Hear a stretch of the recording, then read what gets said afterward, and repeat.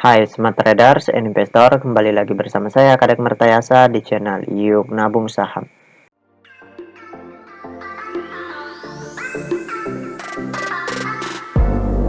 Nah, di episode kali ini kita akan membahas salah satu perusahaan yang di-request oleh Suryadi, kode sahamnya EAS, nama perusahaannya yaitu PT EAS Part Hotel Tbk. Oke, untuk mempersingkat waktu langsung saja kita cek datanya di aplikasi iPod. Jika Anda menyukai konten-konten kami mengundang Anda untuk mengklik tombol like dan subscribe agar Anda mendapatkan video terbaru kami setiap minggunya. Nah, selanjutnya di sini kita ganti kode sahamnya EAS, kemudian kita enter. Nah, ini kita perpanjang dulu time frame-nya ya. Kita ganti dulu tahunnya, kemudian kita enter lagi. Nah, kalau kita lihat grafiknya selama setahun terakhir, ya, ini harga saham tertingginya pernah menyentuh ke harga Rp108 per lembar, kemudian terendahnya di harga Rp55 per lembar. Nah, kemudian beberapa bulan terakhir ini cenderung harga sahamnya sideways seperti itu. Nah, sekarang kita ingin lihat apa yang dilakukan oleh investor besarnya dari tanggal 9 Mei sampai dengan perdagangan terakhir hari ini di tanggal 23 Juni. Nah, investor besarnya di sini ngapain gitu? Apakah mereka akumulasi atau distribusi seperti itu? Oke, sekarang kita cek data broker summary-nya. Kemudian kita lanjut klik Broksum. Nah, selanjutnya di sini kita ganti kode sahamnya EAS. Kemudian tanggalnya kita ganti dari tanggal 09/05/2022 sampai dengan tanggal 23 Juni 2022. Oke, kita show.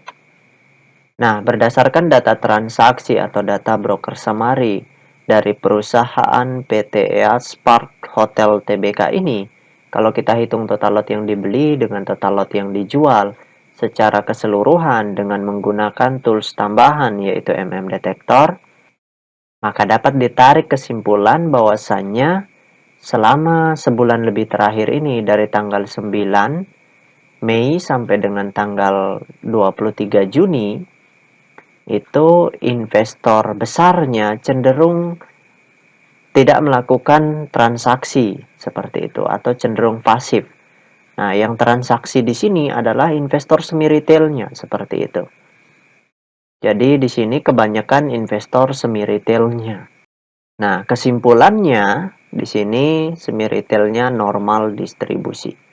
Jadi distribusinya tidak terlalu besar dan juga tidak melakukan akumulasi seperti itu, belum melakukan akumulasi. Kita tunggu dulu setelah mereka distribusi, semoga saja distribusinya tidak semakin besar ya, tidak menjadi masif distribusi, karena kalau menjadi masif distribusi maka harga sahamnya akan jatuh sangat dalam, bisa saja seperti itu terjadi. Nah, kalau mereka akumulasi semi retailnya, itu harga sahamnya setelah akumulasi bisa saja naik, bisa saja masih sideways seperti itu.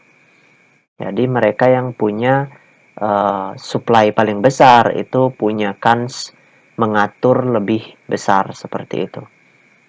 Namun mereka juga tentu harus waspada ketika ada investor retail yang memiliki porsi besar. Karena ketika di markup itu retail yang punya porsi besar bisa jualan dalam jumlah besar. Sehingga menyerap investor semi retailnya, uang dari investor retailnya, semi retailnya. Kemudian investor retail tersebut bisa dapat keuntungan yang sangat besar.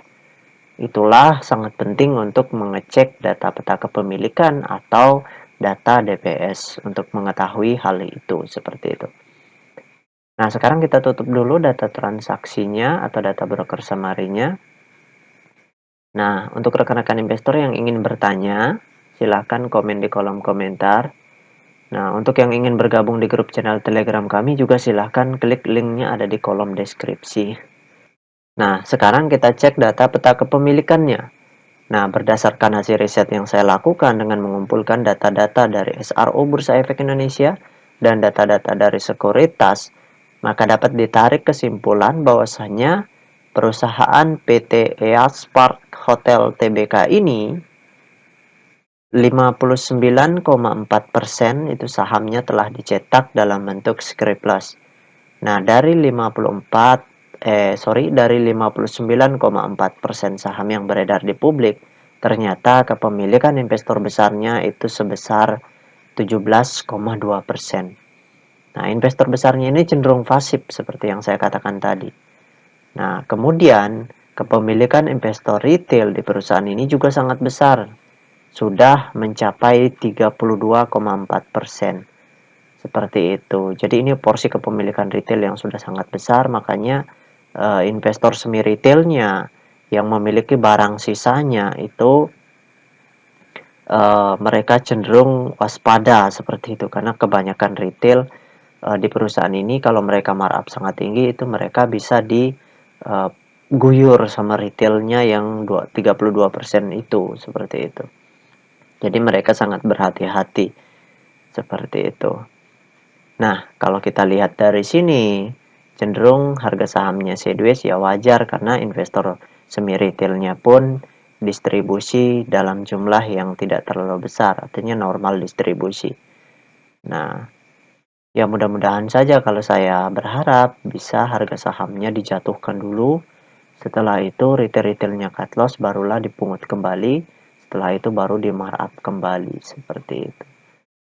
Ya, tapi kalau misalkan retail yang lain sudah punya barangnya di sini, tentu mereka berharap di markup sangat tinggi, setelah itu mereka jualan supaya untung seperti itu. Ya, itu hal yang wajar di bursa saham memang seperti itu.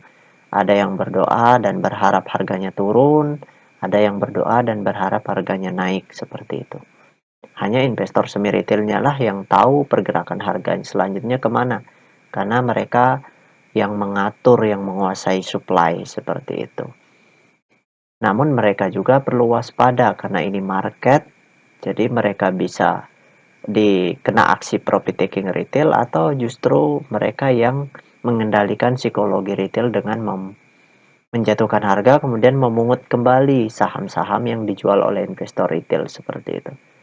Nah, itu saja yang dapat saya sharingkan untuk Suryadi. Sekali lagi bagi rekan-rekan investor, jika ada yang ingin ditanyakan atau ada yang ingin di-request, silahkan komen di kolom komentar. Untuk yang ingin bergabung di grup channel Telegram kami, silahkan klik linknya ada di kolom deskripsi. Baik rekan-rekan investor, see you next time. Salam cuan selalu.